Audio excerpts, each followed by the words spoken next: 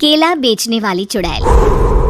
एक बार की बात है, जादूपुर नाम के एक गांव में करतब दिखाती एक औरत एक रेड्डी के लिए गांव में आती है। आइए आइए मेहरबान कदरदान, खाइए रोहड़ा के ताजे ताजे केले, कभी खाए नहीं होंगे ऐसे केले, पीले पीले केले खाइए। ये कहकर रोहड़ा हाथों में 4 केले लिए उन्हें सर्कल में जोर जोर से हवा में उछालती हुई करतब दिखाती है, जिसे देखकर आसपास के सारे बच्चे अपने अपने मम्मी पापा से उस औरत के पास जाने की जिद करने लग जाते हैं।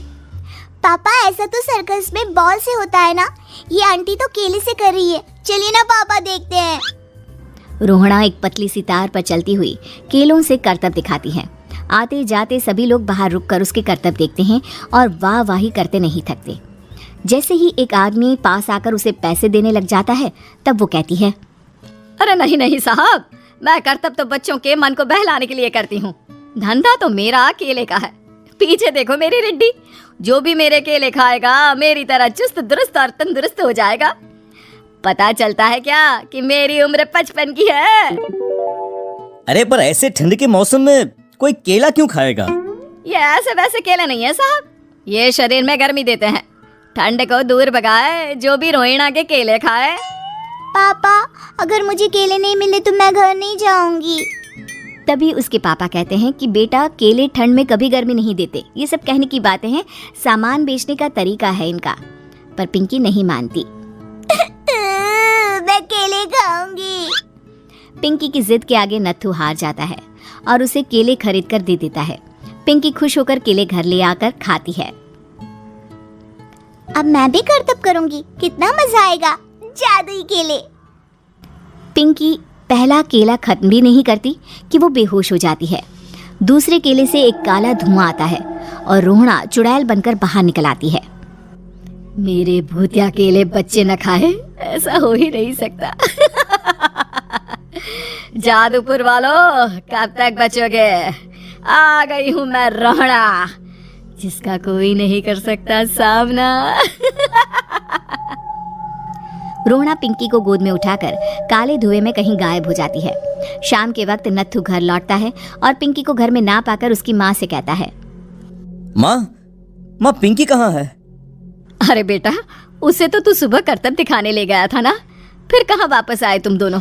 मुझे लगा तू उसे अपने साथ मंडी ले गया होगा। हे भगवान, मेरी बच्ची कहाँ गई? मैं उसे घर ही तो छोड़कर गया था माँ। नत्थू गांव के घर कोने में अपनी बेटी को ढूंढता है, पर उसे वो कहीं नहीं मिलती। परेशान होकर आके रो रो कर नत्थू हिम्मत हार कर घर लौट आता है। अगली सुबह रोहड़ा फिर से करतब दिखाने आती है और इस बार पिंकी की तरह रोनी केले खरीद लेता है। 50 रुपए दिए थे पापा ने, सारे पैसों की मैंने केले खरीद लिए हैं। अब मैं भी आंटी की तरह ही करतबबाज बन जाऊंगा। यही सोचते हुए रोनी केले खाता है और पहला अकेला केला आधा खत्म भी नहीं करता कि चुड़ैल उसके सामने आ जाती है। मेरे साथ चलने का समय आ गया है रोनी। ये तो बस शुरुआत है, अब इस गांव के सारे बच्चे धीरे धीरे मेरे कब्जे में होंगे, एक बच्चा भी नहीं बचेगा। ये कहकर रोनी को गोद में लेकर काले धुएं में अदृश्य हो जाती है। इसके बाद हर रोज गांव में से कोई ना कोई बच्चा गायब होता, पर ऐसा क्यों हो रहा है किसी को भी समझ में नहीं आ पा रहा था। रोज की तरह अपनी बेटी पिंकी की तलाश में नत्थू गांव के एक तालाब के पास बैठा रो रहा था। कहाँ गई मेरी पिंकी? शकुंतला के जाने के बाद एक वही तो मेरा सहारा थी। अरे उसकी आत्मा कोस रही होगी मुझे कि मैं अपनी बच्ची को संभाल भी नहीं पाया।